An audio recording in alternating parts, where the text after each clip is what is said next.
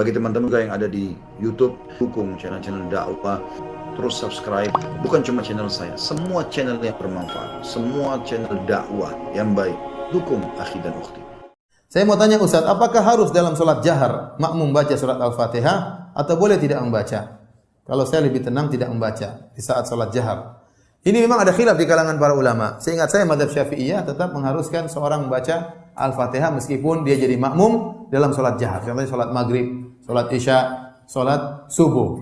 Namun saya lebih condong pada pendapat mazhab Hanabila bahwasanya seorang yang tatkala sudah jadi makmum dan imamnya membaca dengan jahar, maka dia tidak perlu membaca lagi. Cukup dia mendengarkan bacaan imam.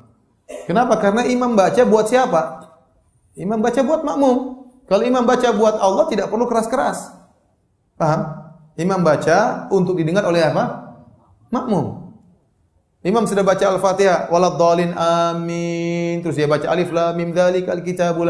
Kemudian kita sibuk baca alhamdulillahi arrahmanir rahim. Pertama, kita tidak mendengarkan bacaan imam. Kedua, kita tidak konsentrasi. Ya atau tidak? Sehingga apa faedahnya? Oleh karena Ibnu Taimiyah rahimahullah dalam Syarhul Umdah agak kencang dalam masalah ini.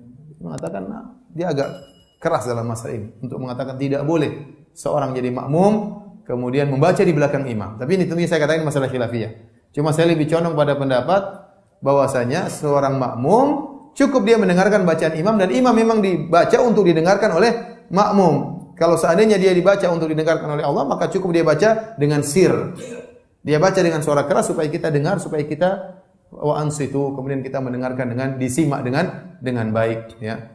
Maka tidak sampai pada tujuan kalau imam baca surat, kemudian kita baca Al-Fatihah di belakangnya. Kita tidak konsentrasi baca Al-Fatihah. Yang kedua, kita pun tidak mendengar apa yang dibaca oleh imam. Kalau gitu ngapain imamnya baca? Ya. Jadi pendapat yang lebih kuat Allah alam bisawab ya adalah tatkala imam sudah baca Al-Fatihah dan sedang baca surat, maka kita mendengarkan. Kecuali misalnya imamnya setelah baca surat dia diam. Sebagian dilakukan oleh sebagian imam, meskipun ini pun tidak sunnah, tapi dia diam. Daripada kita bengong, kita baca Al-Fatihah enggak apa-apa. Tapi kalau dia habis baca Al-Fatihah waladhdallin amin, kemudian dia baca surat langsung, maka kita mendengar. Tidak perlu membaca Al-Fatihah di belakang imam tersebut. Wallahu alam bisawab.